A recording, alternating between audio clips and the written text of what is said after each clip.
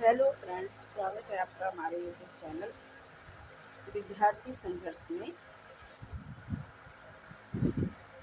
आज हम आगे पढ़ेंगे। पिछली वीडियो में हमने कुछ पढ़ा था, हाफ पार्ट कवर किया था। आज आगे देखेंगे।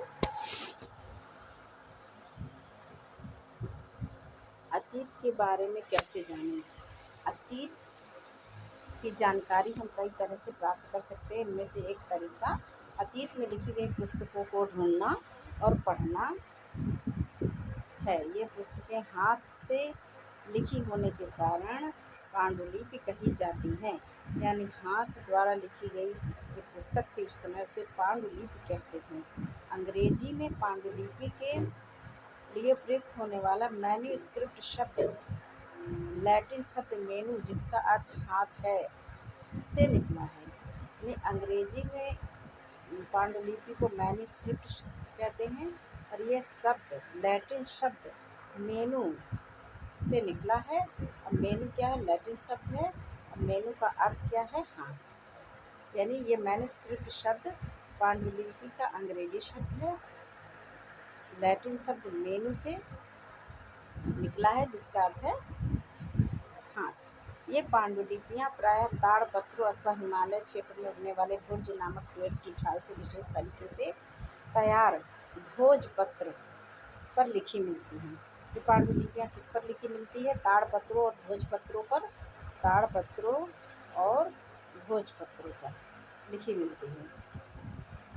भोजपत्र किस पेड़ से तैयार किया जाता था? भुर्ज नामक पेड़ की छाल से। और भुर्ज नामक पेड़ की छाल से तैयार किया जाता था। और ये मिलता कहाँ था? ये पेड़, ये जो पेड़ था भुर्ज नामक पेड़, ये हिमालय क्षेत्र में प्राप्त होता था। यानी हिमालय क्षेत्र पे पाया जाता था पेड़।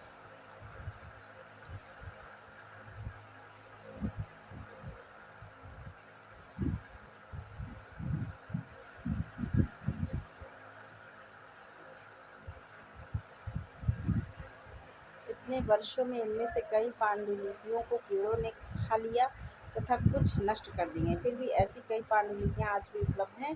प्रायः ये पांडुलिपियाँ मंदिरों और विहारों में प्राप्त होती हैं। इन पुस्तकों में धार्मिक मान्यताओं व व्यवहारों, राजाओं के जीवन, औषधियों तथा विज्ञान आदि सभी प्रकार के विषयों की चर्चा मिलती है। यानी इन पुस्तकों में उस समय की धार्मिक मान्यता क्या थी, कौन से धर्म प्रचलित थे, व्यवहार कैसे थे लोगों के, राजाओं की जीवन शैली कैसी थी, औषधियाँ या उस समय दवाइयाँ कैसी प्रचलित थी तथा विज्ञान आदि सभी प्रकार के विषयों की चर्चा इसमें मिलती है, इन पांडुलिपियों में मिलती हैं। इसके अतिरिक्त हमारे यहाँ महाकाव्य, कविताएँ तथा नाटक भी हैं। महाकाव्य जैसे रामायण महाभारत, कविताएँ नाटक भी हैं। इनमें से कई संस्कृत में लिखे हुए मिलते हैं, जबकि अन्य प्राकृत और तमिल में। यानी जो कविताएँ, महाकाव्य, नाटक मिले हैं वो कुछ संस्कृत में है और अन्य जो क्या है प्राकृत और तमिल भाषा में। प्राकृत भाषा का प्रयोग आम लोग करते थे। यानी आम जनता किस भाषा का प्रयोग करती थी? प्राकृत भाषा का प्रयोग करते थे। अन्य लोग संस्कृत भाषा का। हम अभिलेखों का भी अध्ययन कर सकते हैं। ऐसे लेख पत्थर अथवा धातु जैसी अपेक्षाकृत कठोर सतहों पर उत्कीर्ण किए गए मिलते हैं। जो अभिलेख है वो किन पर उत्कीर्ण किए हुए मिलते हैं? यानी पत्थरों पर मिलते हैं। और जो कठोर धातुएं जैसे लोहा है, इस पर कभी कभी शासक अथवा अन्य लोग अपने आदेशों को इस तरह उत्कीर्ण करवाते थे ताकि लोग उन्हें देख सकें, पढ़ सकें तथा उनका पालन कर सकें। यानी अगर कोई राजा अपने किसी आदेश का पालन करवाना चाहता था तो उस समय वो पत्थरों पर उस आदेश को उत्कीर्ण करवा देता था, खुतवा कर लिखवा देता था और जनता उसको देखती थी और उन आदेशों का पालन करती थी।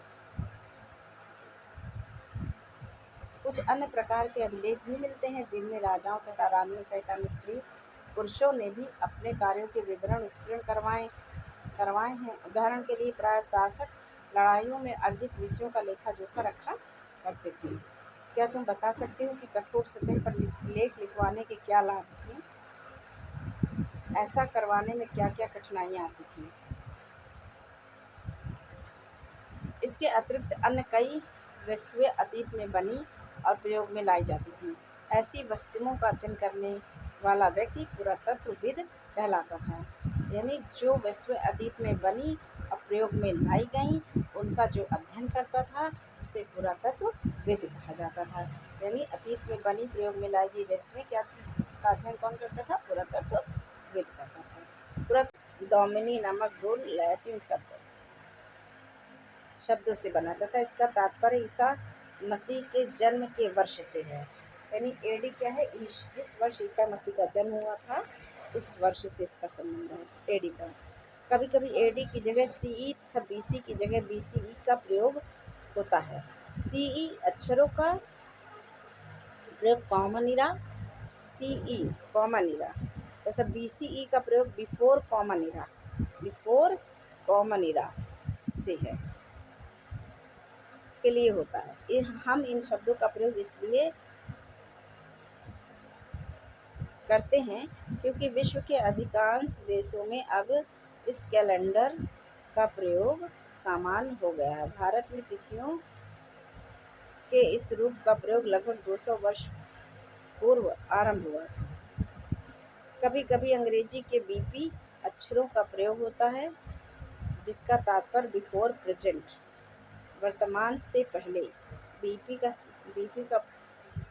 क्या मतलब है, बिफोर प्रेजेंट यानी वर्तमान से पहले।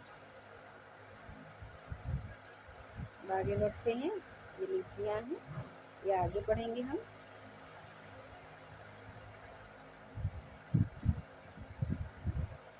अब यहाँ पर देखते हैं कुछ उपयोगी शब्द हैं। यात्रा यानी एक स्थान से दूसरे स्थान जाने को हम यात्रा कहते हैं। पांडुलिपि हस्तलिखित जो पुस्तक है उसे पांडुलिपि कहते हैं। अभिलेख जो पत्थरों पर और कठोर धातुओं पर उत्कीर्ण लेख हैं उन्हें अभिलेख कहते हैं। पुरातत्व यानी खुदाई से जो प्राप्त वस्तुएं, औजार है,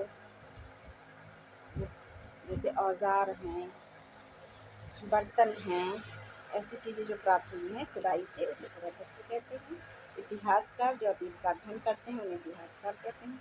स्रोत अभिलेखों से, पांडुलिपि से, पुरातत्व से जो हमें जानकारी प्राप्त होती है उसके लिए इतिहासकार के शब्द का प्रयोग करते हैं, स्रोत शब्द का प्रयोग करते हैं। अज्ञात लिपि का अर्थ निकालना। कृषि का आरंभ 8000 वर्ष पूर्व हुआ। सिंधु सभ्यता के प्रथम नगर कब हुए, 4700 वर्ष पूर्व। गंगा घाटी के नगर मगध का बड़ा राज्य 2500 वर्ष पूर्व। वर्तमान लगभग 2000 वर्ष पूर्व। नर्मदा घाटी किससे संबंधित है,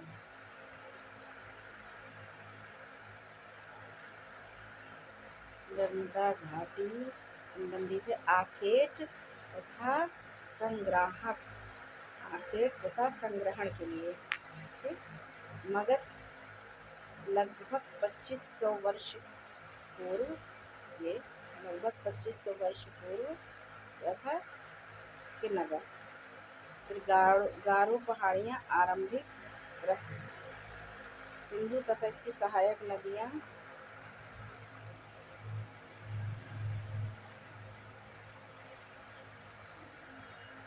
पहला बड़ा राज्य। गंगा घाटी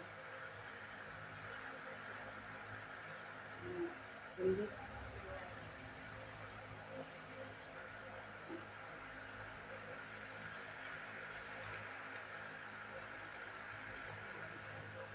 तथा इसकी सहायक नदियाँ प्रथम नगर है।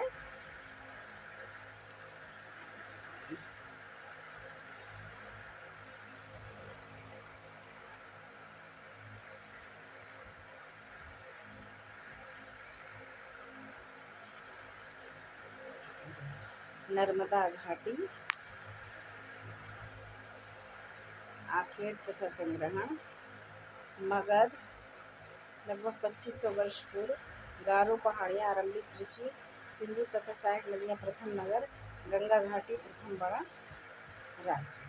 गंगा घाटी प्रथम बड़ा राज्य।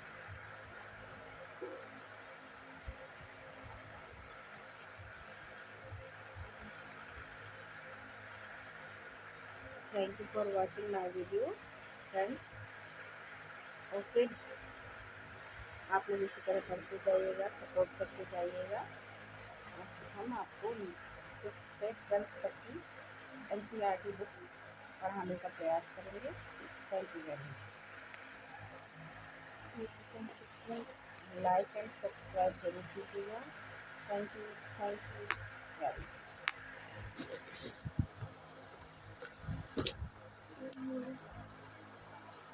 चालू